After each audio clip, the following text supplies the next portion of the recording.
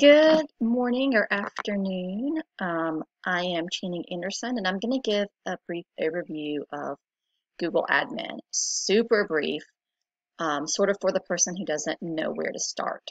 So this is how it looks when you log in. The most important parts are the ones that I use the most, rather. Obviously, you're going to use users when creating new users. Groups are those email groups. I do recommend keeping these super streamlined rather than having one huge group that has everybody in it and then creating all these smaller groups. I recommend streamlining it down so that maybe the only person at your school or at your business that can email every staff member would be the boss. And then the rest would be by specific group. So the main groups we use are the two teacher groups. So we have a group for elementary teachers, we have a group for middle teachers. And if someone in the curriculum team wants to email out all the teachers, they just select both groups. When you start adding everyone to every group, things get really crazy really fast. So it's good to actually plan down your group and how that will structure down and who has access to email each group. So that can also correlate with your organizational units. You can make your organizational units the same as your groups. That keeps it really clean. But if you're picking up the job from someone else, the organizational units may be too deep for you to start from scratch. The organizational units are the permission groups. So rather than these are the people I'm going to email, these are the people that have like permissions. So if you're at a school, you obviously want to have a group for teachers and a group for students at the very least. And then I would also recommend sub-organizational units for each grade level. So as you can see here, this is my organizational unit for the whole school. And then we have staff and students, really as our only two units. And under staff, we have admin, we have board members, we have faculty, and we have previous staff. We just keep those accounts active in case there's anything that we need, maybe a common assessment forgot to get shared. We keep those active for 6 months at least. And then students, we have broken or damaged Chromebooks. So this is where a Chromebook goes when it's being fixed. This group that says Chromebooks, these are just the Chromebooks that are not assigned yet. So they kind of live in this organizational unit when we first get them. This is the unit that I use to set them all up. And then once they are set up and assigned, they get switched over to their exact organizational unit. So in that case, it's either elementary school, and then we have it per grade, or it's middle school, and we have it per grade. So again, the only reason I have this is just for easy setup. So Chromebooks ideally get moved out of that. And then again, we also have students that have left. We do keep those accounts active. I've run into a situation personally where we have had to go back and recover a paper someone wrote after they left. So this just keeps it easy, and we keep those active for a year. So that's your organizational unit. The next important one is devices. This is where you'll probably do most of your work from outside of creating emails. So when you click on devices, to me, this is one of the more confusing parts because I think Google Admin is easy to use, but it's not really easy to find where everything is. So this is how you're going to drill down in those organizational units and make sure that all the groups have the right permissions. So I can see my Chrome devices here, mobile devices here. The two things I actually use the most, though, on Google Admin is company-owned inventory and Chrome management, right? So company-owned inventory is how I add new Chromebooks to our system. So it's done through a spreadsheet, just hitting the plus sign, and then you can select what you're adding. I'm adding Chromebooks, and then you download the template and import the template. It's super easy. You don't even need anything other than the serial number. The serial number is so important, and I cannot stress that enough. If you are a new Google administrator, you need to keep those serial numbers easy to see. So make sure that you maybe write them and attach them to the Chromebook in some way. They're going to stay attached, and make sure you have a spreadsheet of each serial number and each student. So the serial numbers are super duper important. So that's how I add new devices to the system. On the spreadsheet, you can drill down and attach it to OUs and whatnot, or you can just put them in and then manually attach them. So company-owned inventory, that is how you'll upload your new Chromebooks. Chrome management is where you'll start to drill down and set those specific permissions. So each drop-down menu has its own options. So this shows you, so you can see these are attached by organizational units here, and you can also see the student that that device is assigned to. That makes it really easy. Manage browsers, I don't do that yet. I say yet, but that's probably going to be the next thing I tackle. User and browser settings. So you see, every time I click on something, I have my organizational units. So I can choose these settings for students and for staff. So you can do everything to setting it a maximum session length. You can upload wallpapers. I don't really mind as a Google admin people choosing their own wallpapers, but you know, that might be something you want to streamline. You can just see all of these options here.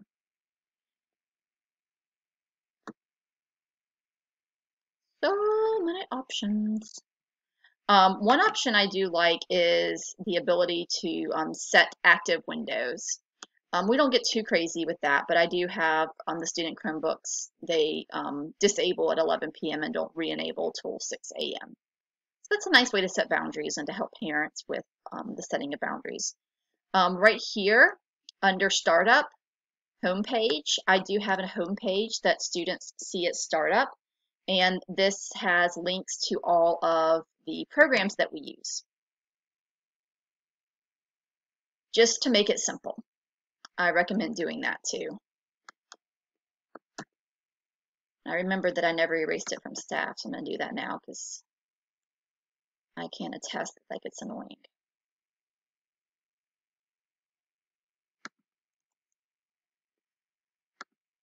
So that's homepage and pages to load at startup. So I just created a basic Google site that has just big buttons of our programs of focus.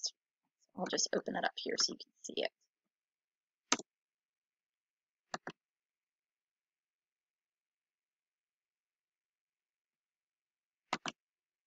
I think I have too much going on in my tabs here.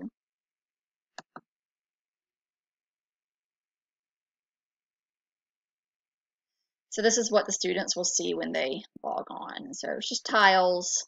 They can click our school motto, Google search, and then just the internet and email responsibilities. Just a reminder on that. So you can decide everything, like can students take screenshots, right? Enforce safe search. I keep that enforced. Enforce safe YouTube. I mean, just so many options. You can scroll down. I mean, obviously, you can block websites through here. I usually save this for like the really bad ones, the ones that are causing the most problems. And I'll block the other ones through our monitoring software, and we use Impero for that. So you might use something else like GoGuardian. But so I block the biggies through here only. So you see all the different options here. I mean, it just keeps going and going. You can allow printing. You can even say what kind of printing they can do. Manage bookmarks. These are things that pop up for the students. I mean, it just goes on and on. You can do so much from here. But I do think it's a little hard to find because it's under device management and then Chrome settings. So user and browser settings is the one that has the most in it. Apps and extensions, that will be very important. This is how you force install apps. So you can see some of the ones that I have for my domain right here. We have Google Classroom, Share to Google Classroom. We have our Kami extension. We have our monitoring software. I have Google Meet View. I have a PDF merger, Meet Attendance, and Meet Nod. So these are the ones I force install on staff. So staff they don't have to worry about installing them. But then what's great is you can also allow the option for them to install, and you can block. So this is students, so they are going to have a lot blocked. But these are all the extensions they can't add. Again, I try not to get too crazy with it. Just when I notice something causing a whole lot of problems, I'll just take the time to go ahead and block it. So whenever you add an extension, you can force install and pin. That's what I did with these. You can force install, or you can allow install, or you can block.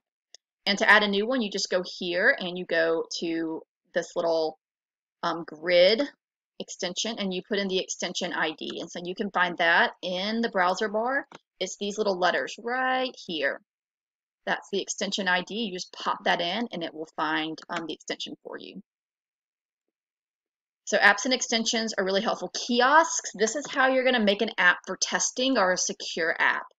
So those of you who do state testing on the computers, this is where you make that secure app to where they don't have to log in.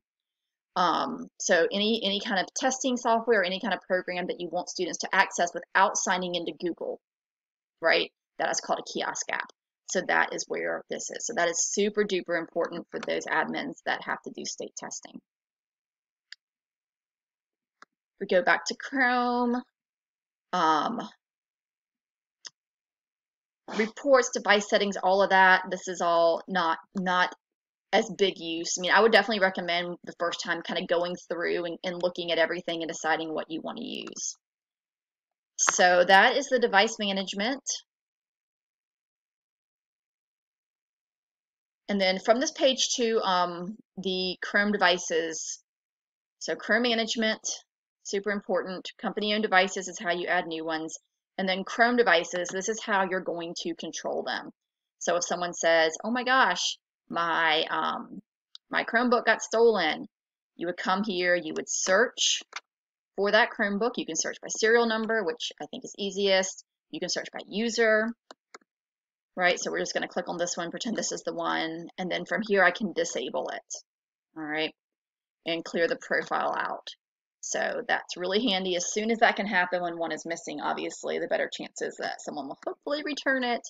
If not, I mean, it's going to cause them a lot of problems to even attempt to use. So let's go back to the main page. So that was Chrome devices. So the other panel from here that I think is the best to use is the apps. So this is where you can drill down to the apps and what everyone can do. So with so much e-learning going on right now, it's really important to activate the Meet.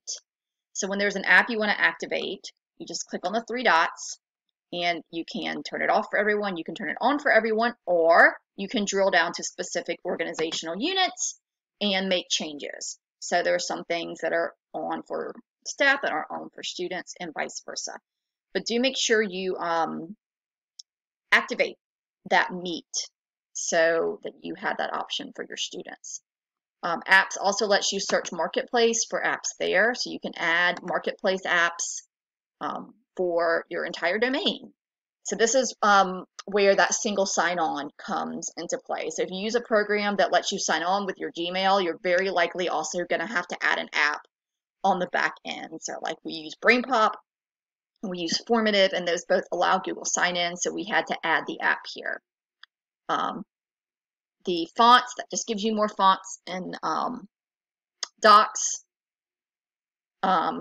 Icons, these are the ones I have on for everybody, except for Zoom. It is off for everybody because of all of its security issues.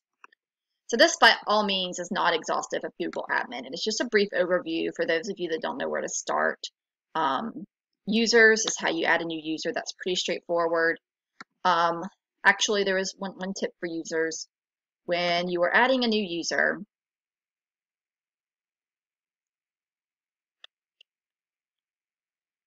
right, go ahead and add their organizational unit.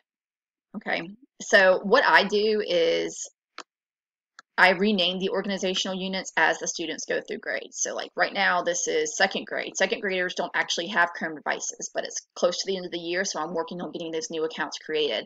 So I'm going to rename this organizational unit third grade at the end of the year. I'll rename this one fourth grade, fifth grade, etc. And so that keeps the kids together. I used to do it by graduation year, but that made me think way too much. So I just find renaming them is a bit easier and more straightforward. So do make sure you assign that organizational unit. I would also make your passwords. I like to use DinoPass for that. I mean, some are winners, some are not, but DinoPass just gives you simple passwords. So I like to use that to create the passwords for the Gmails. All right, well, that's about it. Hopefully this is helpful for those of you that don't know where to start. And good luck, and let me know if you need anything.